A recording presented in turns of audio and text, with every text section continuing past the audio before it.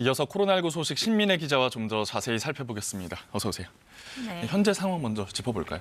네, 오미크론 변이 확산세 하루 확진자가 10만 명 넘는 상황이 지금 연일 계속되고 있습니다.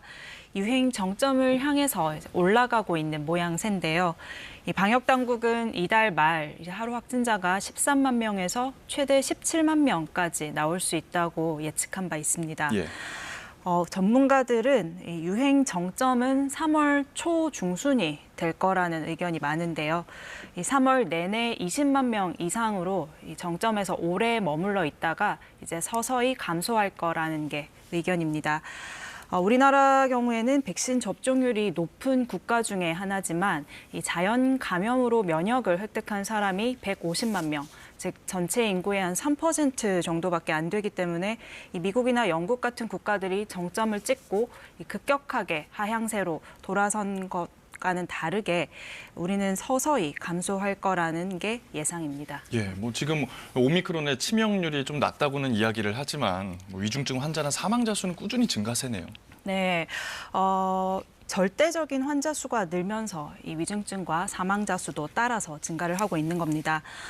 지난달 말부터 위중증 환자 수 경우에는 서서히 줄어서 200명대 정도에서 유지가 돼 오다가요. 최근 다시 증가세로 돌아섰습니다.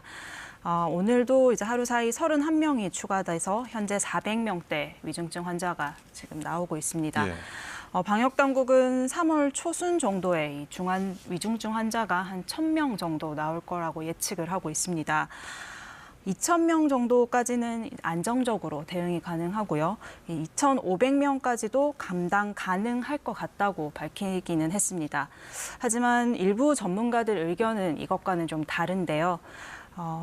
현재 중환자 병상이 한 2,600병상 정도 확보가 돼 있지만 이 확보된 병상을 감당할 의료 인력이 부족하기 때문에 그렇습니다.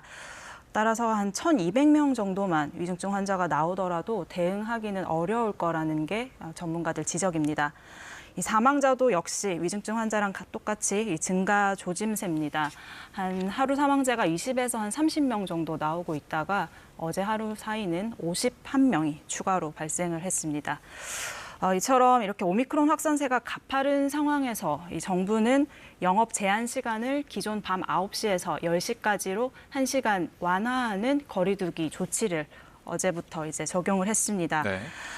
소상공인과 자영업자들의 어려움을 고려한 결정이라는 게 당국의 설명인데요. 하지만 이 작년 12월 이 질병관리청과 한국과학기술연구원이 공동 연구한 결과에 따르면 이 다중이용시설의 영업 제한을 밤 9시에서 10시까지로 이 1시간 완화하면 확진자 규모가 97% 증가를 했습니다. 하지만 반면 이 사적 모임 인원 제한을 4명에서 8명까지 늘리더라도 이 영업 제한을 밤 9시까지로 유지하면 유행 규모는 59% 정도만 증가를 했습니다. 예. 이렇게 확진자 수가 계속해서 늘면서 의료진 감염에 대한 우려의 목소리가 나오고 있습니다. 네, 오미크론 대유행이 이 병원 내 의료진들의 대거 감염으로 이어지고 있는 상황입니다. 네.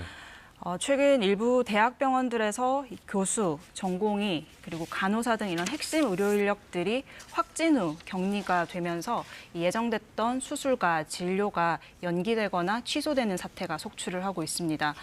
실제 한 종합병원에서는 그 예정됐던 수술 절반이 취소되기도 했다고 하는데요. 앞서 방역 당국은 이 같은 의료 공백이 발생할 경우에 필수 진료 기능을 유지하기 위해 확진자 발생 규모와 또 의료진 격리 비율에 따라 3단계로 구분한 업무 지속성 계획을 각 병원에 전달한 바 있습니다. 업무 지속성 계획, 업무 연속성 계획 좀 구체적으로 설명을 해주시죠. 네, 일단 확진자가 5만 명을 넘으면 이 최고 단계인 3단계가 발령이 되는데요. 예. 다만 근데 확진자 수만을 기준으로 하는 건 아니고요. 병원마다 자체적으로 설정한 내부 감염이나 의료진 격리 비율에 따라 단계를 설정할 수 있습니다.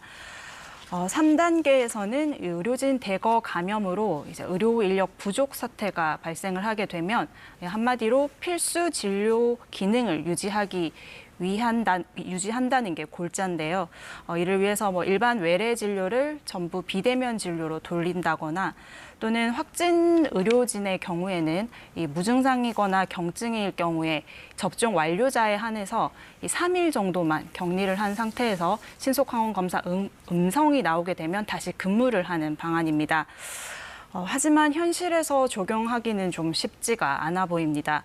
의료진 3일만 격리하는 경우에는 이 추가 감염에 대한 부담이 있고요. 또 확진 의료진들에 대한 환자들의 거부감도 상당할 것 같습니다. 예. 이렇게 또 확진된 의료진 대신에 대체 인력을 투입을 하는 문제도 이 의료진마다 담당하고 있는 전문 분야가 있기 때문에 사실 대체 인력으로 바꾼다는 게 쉽지가 않고요.